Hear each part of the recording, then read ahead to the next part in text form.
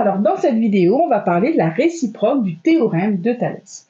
Donc là, on va utiliser cette configuration-là, mais avec la configuration papillon, ce sera exactement la même rédaction.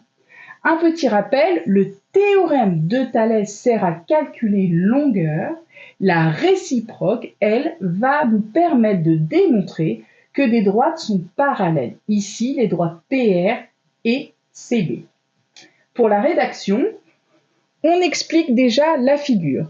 On dit que les points A, P, C et A, R, B sont alignés dans cet ordre, donc on ne se trompe pas. On part du sommet des deux triangles. On a le petit triangle APR et le grand triangle ADC. Donc ça fait APC et ARB.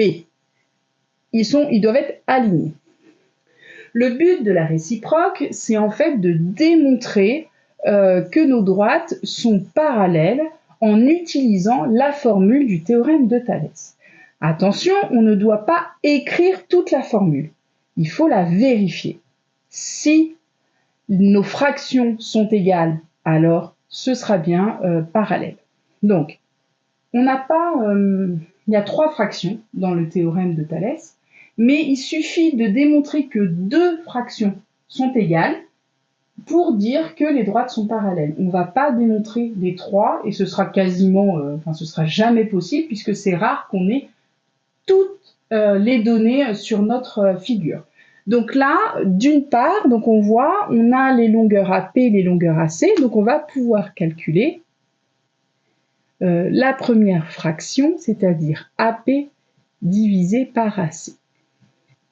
AP, c'est égal à 3,9 et AC, c'est égal à 6. Là, on va calculer, parce que là, ça va tomber juste, voilà, ça fait 0,65. Si ça ne tombe pas juste, eh ben, il faut laisser en fraction, faut le mettre en fraction irréductible, et il faudra faire la même chose avec l'autre fraction. Mais quand ça tombe juste vous calculez. Ensuite, on va prendre AR sur AB, et là, ça fait 5,2 sur 8.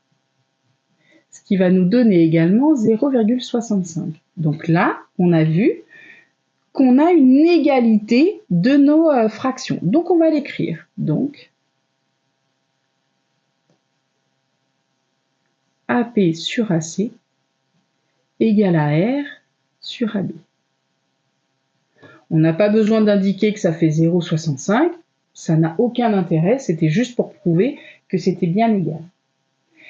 Une fois que notre formule est vérifiée, on peut parler, et seulement maintenant, de la réciproque du théorème de Thalès. On ne l'évoque pas du tout avant. Tant que la formule n'est pas vérifiée, on ne peut pas parler de la réciproque. Donc on va l'écrire. D'après la réciproque du théorème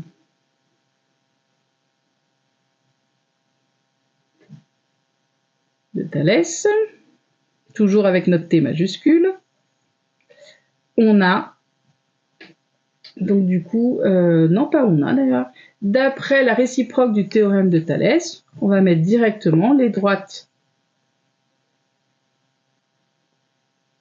toujours entre parenthèses les droites, PR et CB sont parallèles. Et voilà, la rédaction de la réciproque du théorème de Thalès est terminée.